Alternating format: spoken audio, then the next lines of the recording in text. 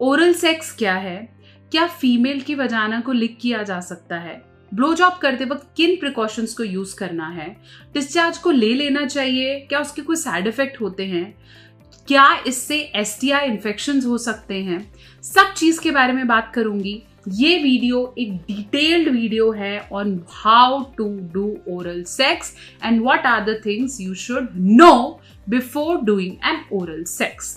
All the concepts, terminologies, किन चीजों का ध्यान रखना है, सब कुछ। नमस्कार, मैं हूं डॉक्टर नेहा मेहता। मैं एक सेक्स काउंसलर हूं और पिछले काफी सालों से प्रैक्टिस कर रही हूं। मेरी हर वीडियो के माध्यम से मेरी कोशिश है कि सेक्स से जुड़ी सही जानकारी अब तक पहुंच पाए, और इस वीडियो में मैं ओरल सेक्स, दैट मीन्स मुंह से सेक्स करना, की सारी जानकारी एक ही वीडियो में कॉम्पैक्ट आप तक पहुंचाना चाहती हूं। ये वीडियो आपने अंत तक देखनी है, और अगर आप इस चैनल पे नए हैं तो इसे सब्सक्राइब करना नहीं भूलेंगे। तो चलिए, मैं बात कर रही थी ओरल सेक्स की। क्या ओरल सेक्स प्लेजरेबल होता है? क्या ओरल सेक्स में सिर्फ पीनिस को ही सक करना चाहिए? क्या वहां किस कर सकते हैं? क्या वहां टंग रोल करना चाहिए? क्या फीमेल को कर सकते हैं? क्या हम एनल एरिया में कर सकते हैं? कहाँ कहाँ किया जाए? जब आपको कुछ नहीं पता है तो ये वीडियो आपको सब कुछ डिटेल में बताने वाली है। सबसे पहले बात करते हैं ओरल सेक्स क्या होता है। ओरल सेक्स एक सेक्स करने का तरीका है जिसके अंदर आप अपने मुंह से या अपनी टंग से अपने पार्टनर के जेनाइटल्स को, मतलब लोअर एरिया के पार्ट्स को स्टिमुलेट करते हो या अराउज करते हो। ओरल सेक्स 3 तरीके से आप कर सकते हैं।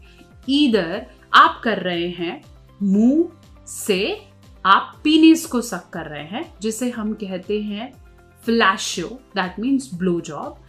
दूसरा हो सकता है कि आप वजाइना को सक कर रहे हैं, दैट मीन्स फीमेल को कर रहे हैं, जिसे हम पुसी लिकिंग या फिर कनेलिंगस कहते हैं। तीसरा होता है एनल एरिया और आपका मुंह, मतलब ओरल स्टिमुलेशन, उसको हम रिमिंग या एनालिंगस भी कह सकते हैं। ये तीनों जब आप अलग अलग एरियाज को स्टिमुलेट करते हैं तो इसमें आप किसिंग, सकिंग भी कर सकते हैं। क्वेश्चन नंबर 1, क्या ये सेफ है? यहां पे आप इसे समझिए कि अगर आप अपने पार्टनर की आइडेंटिटी से कंफर्म हैं और एक ही रिलेशनशिप में, मतलब एक ही पर्सन के साथ रिलेशनशिप में हैं, तो फिर आप इसे बिना कॉन्डम के और बिल्कुल सेफली प्रैक्टिस कर सकते हो। लेकिन अगर आप कहीं और करते हैं और अपने पार्टनर के एसटीडी सिम्टम्स को, मतलब उनका जो स्टेटस है या उनमें क्या इन्फेक्शंस हैं, उसको लेके श्योर नहीं हो और टेस्टेड नहीं हो, तो फिर आपको प्रिकॉशंस के साथ यूज करना पड़ेगा। प्रिकॉशंस कौन से होते हैं? मेल्स में अगर आप ब्लो जॉब करना चाहते हैं तो कॉन्डम्स, फ्लेवर्ड कॉन्डम्स अवेलेबल है।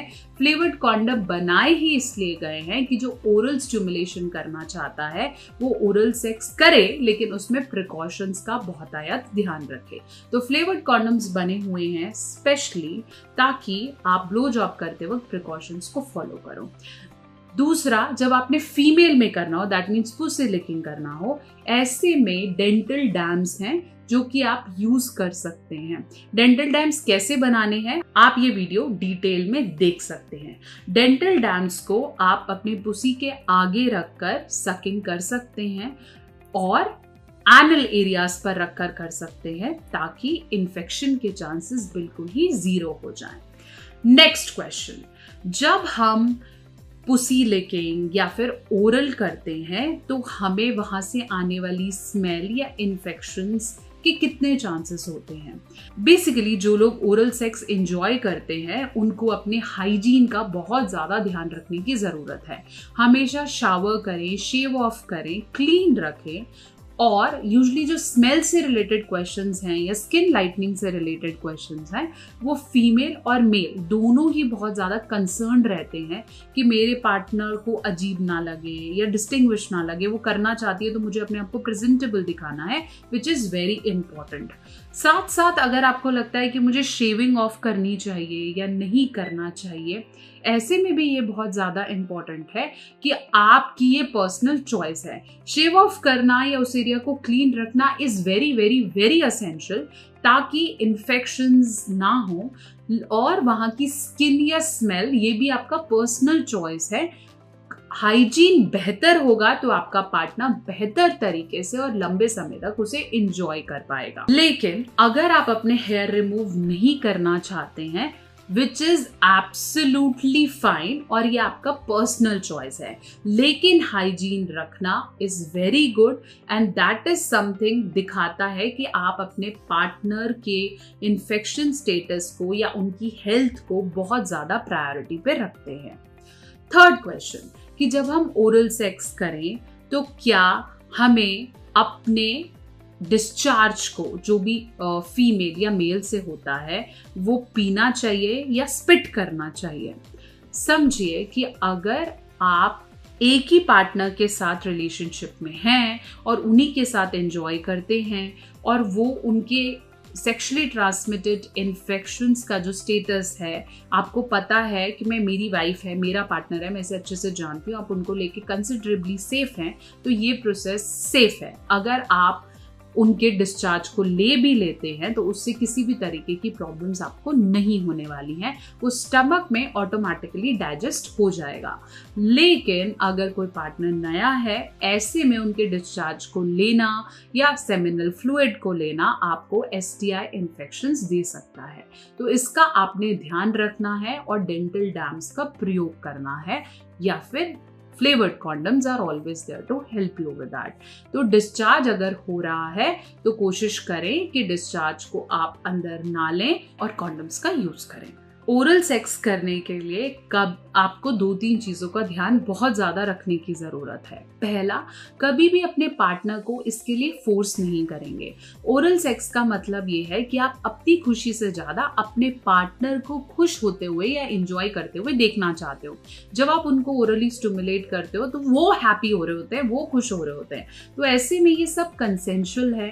जजमेंट नहीं होनी चाहिए कि तुमने कैसा किया और कैसा नहीं किया। इतना कंफर्टेबल करें अपने पार्टनर को कि वो आपको ओरली स्टिमुलेट करके बहुत ज़्यादा खुश महसूस हो और इससे आपका एंथुजियाज्म, प्लेजर, सेक्स करने की पावर और बढ़ सके। तीसरा, हमेशा समझिए कि आपका हाइजीन आपके हाथ में है, या आपका पर्सनल चॉइस है, लेकिन आपके पार्टनर का कंसिडरेशन इंपॉर्टेंट हो सकता है। अगर वो आपको ऐसा चाहती हैं और आप कंफर्टेबली हाइजीन मेंटेन करना चाहते हैं तो that is very good. Fourth point, अपने आप को इन्फेक्शन से बचाएं। ओरल सेक्स एक बहुत ही अच्छा तरीका है स्टिमुलेशन का, लेकिन आपको अपने आप को हर तरीके के प्रिकॉशंस को समझना है। और अगर आपके मुंह में कहीं कट है, कहीं ब्लीडिंग होने के चांसेस हैं, कोई दाना है, या हम बोल सकते हैं कि या मुंह में कोई अल्सर है, तो उन दिनों ओरल सेक्स करने से बचें, क्योंकि वो आपको अल्टीमेटली पेन या इरिटेशन दे सकता है। ओरल सेक्स कोई डर्टी नहीं है। ओरल सेक्स करने के लिए आपको कॉन्फिडेंस होना चाहिए।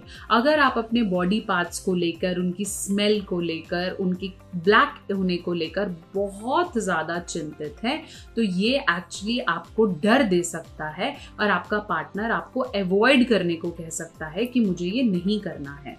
आपको ये ज़रूर देखना है कि आप अपने पार्टनर को वैसे एक्सेप्ट करें जैसे वो हैं, और जब उनके अंदर ये कॉन्फिडेंस रेज हो जाएगा कि आप उन्हें वैसे ही प्यार करते हैं, रादर देन कि वो कैसी नीचे से दिखती हैं या ऊपर से दिखते हैं, वो ज़्यादा कॉन्फिडेंटली फील करेंगी और इससे ज़्यादा पावर के साथ ओरल सेक्स को एंजॉय कर पाएंगे। एक बहुत बड़ा रीज़न है कि फीमेल अवॉइड करती है और मेल सोचते हैं कि क्यों नहीं कर रहे हैं, क्योंकि वो शायद फीमेल अपनी बॉडी को लेके कॉन्फिडेंट नहीं होती है।